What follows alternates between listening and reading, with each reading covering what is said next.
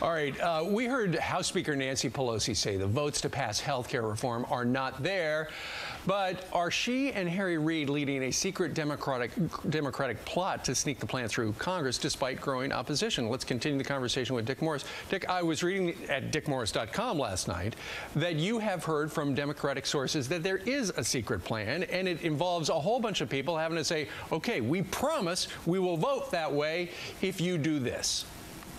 Yeah, what's going to happen, I think, is Reid and Pelosi are now kind of saying the votes aren't there, and Harry Reid said there's no rush, which is ridiculous given what he said before. But I think that they have a plan to pass this. In fact, I know they do. What they're planning to do is to go to the House and say, look, we don't have 60 votes in the Senate, so please pass the Senate bill as is.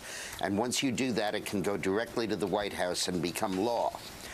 And we promise that we in the Senate will use reconciliation, requiring only 51 votes, to fix the bill, to incorporate the amendments that you, the House, want incorporated. And what they're going to do is to send a letter to the House signed by 52 Democratic senators, embodying those commitments, saying if you pass this bill, we will carve out unions for a special treatment and exempt them from the Cadillac insurance tax. We're going to end the special treatment for Nebraska. We'll increase the fines if you don't have insurance. We'll increase the subsidy to help you get insurance. We may increase some of the taxes in it.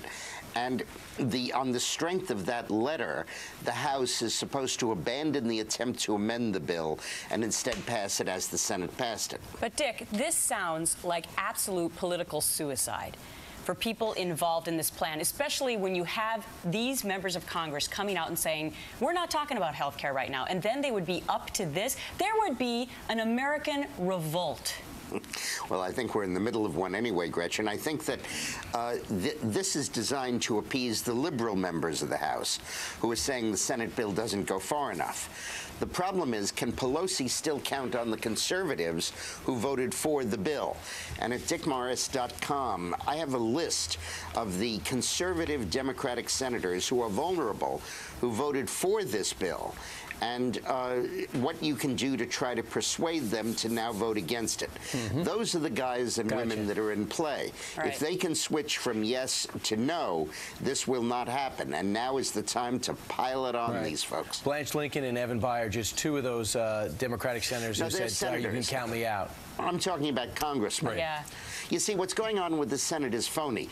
Now they only need 51 votes. That's right. So there are 8 guys that are saying, oh, no, we're against it. You can count me out. I would never support this, even though they voted for it about 6 weeks ago, or 3 weeks ago. That's all phony, because now their votes aren't needed. They're saying, no, I'd never vote for this again. But the House, where they need a majority, that's real. All right. And you are a real good guy for getting up so early on this Wednesday.